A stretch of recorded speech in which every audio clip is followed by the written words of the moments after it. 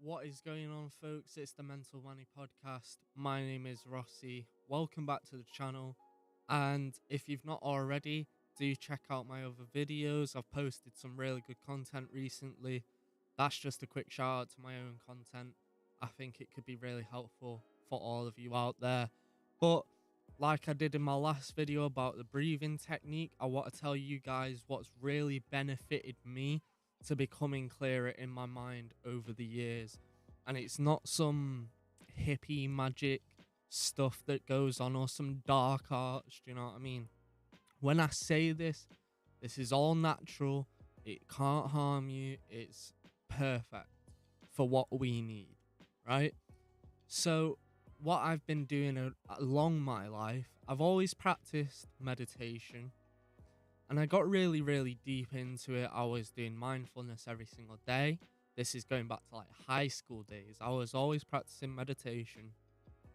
And I thought, do you know what? Meditation's good. Meditation is definitely good. And I think people should meditate more. But I just felt like it wasn't doing enough. And the way I took it to the next level was by learning what lucid dreaming was. And I'm sure all of you by now have heard of lucid dreaming, but for the ones who haven't, it's basically having a dream where you notice you're dreaming and you can then control what you do in that dream, or you could create the dream.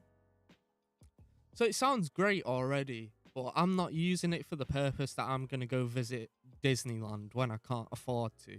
That's not why I lucid dream. I lucid dream to relive situations and play out every single hand in the situation. It's a perfect tool to enter something before you actually do it.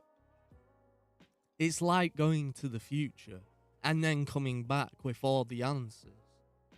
So you can play out these situations in your head and see which answer you like the best or which you should go forward with.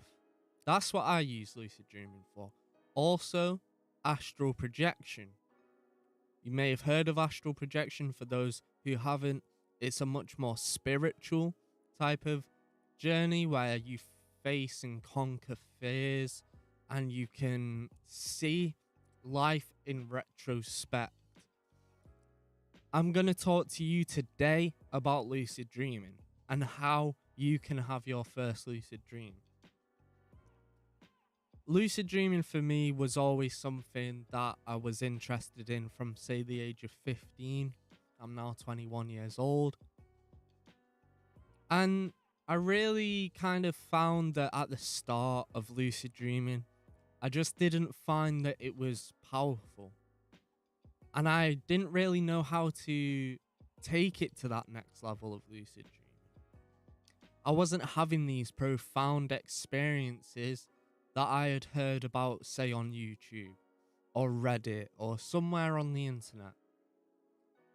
And I was getting so annoyed because I was spending so much time.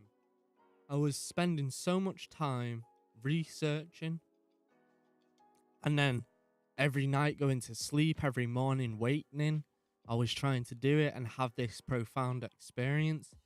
And then I realized what it was that was blockading me from kind of blowing all of that out the water. And it's one very simple thing.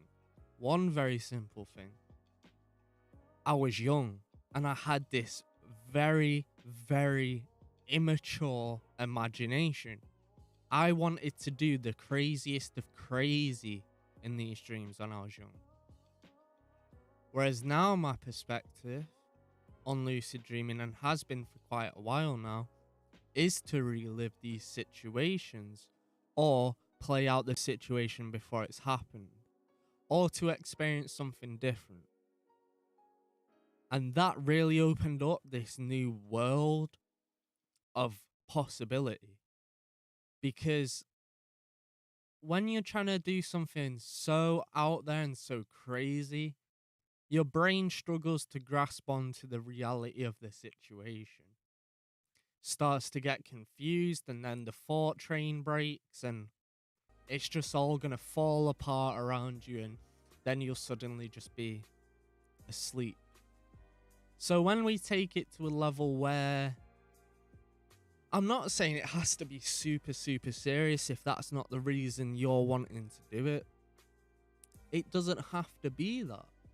What it can be is something like, something that is personal to you. But this is the tip that I found myself, that really boosted me into a different realm, because I was able to kind of correlate better answers from lucid dreaming.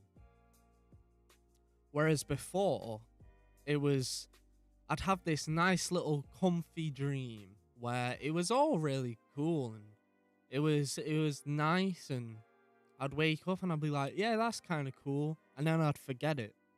Do you know how you forget your dreams and they just seem to go out of nowhere? That's because dreams are so mind-bending that our brain's just overwhelmed.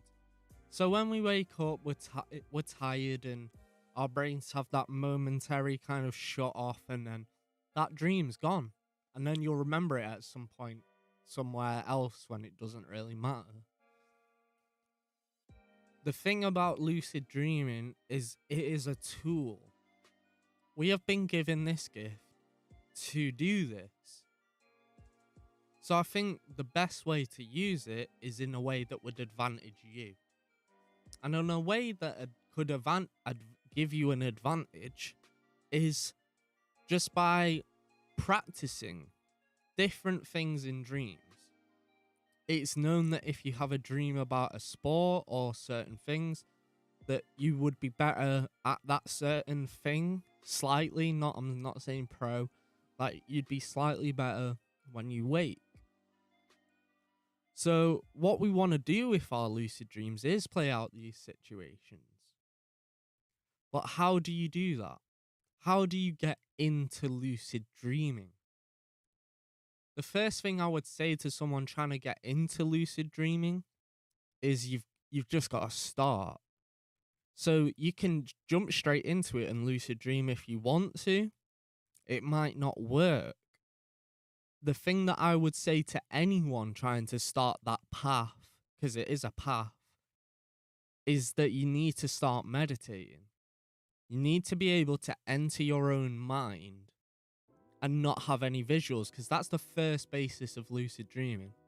Assessing your own emotion and where your head is at.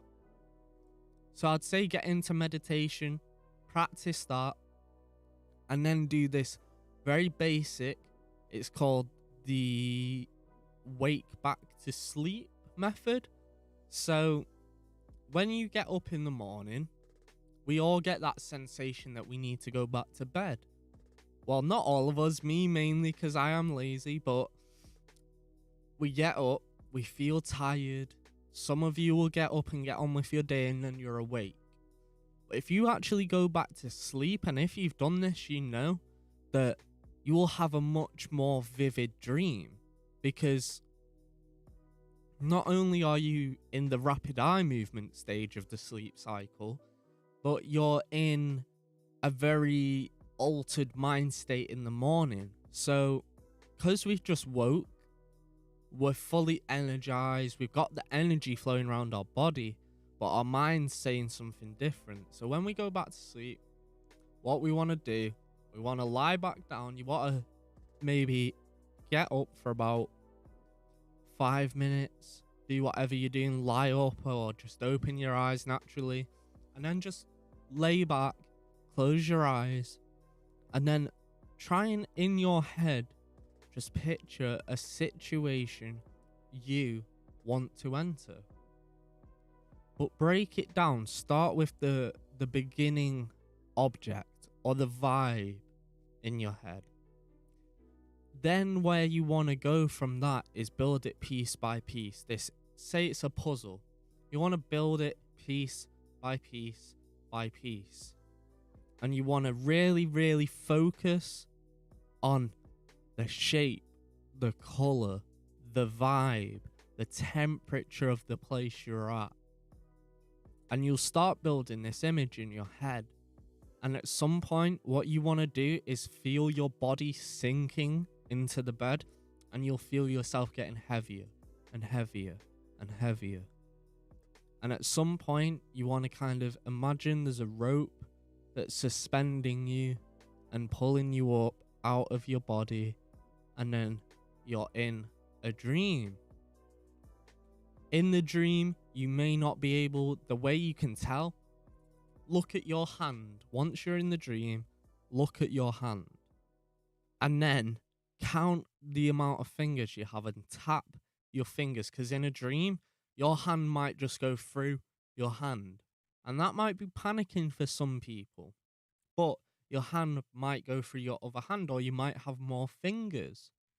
And this is a way you can tell you're in a dream, because physics do not apply in the dream world. And as soon as you realize you're in the dream, you're going to panic a little bit, because if it's your first time, it might be a bit intense. And a lot of people wake themselves up out of it. But no, nothing in that dream can hurt you. This has been researched. This has been done by God knows how many people. It's safe, it's secure, and you can wake up whenever you like. So just try and breathe. Try and not wake yourself, but if you really need to, just wake yourself up out of it. You're able to. That is your choice. I think lucid dreaming really, really could benefit a person who is looking for that tool.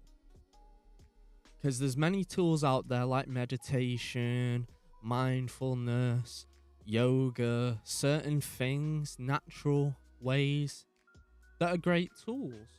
And I believe that lucid dreaming is a really, really good tool. I think it's positive. I think it is probably able to run through some issues with you, and you're able to overcome things, and it gives you a clearer picture.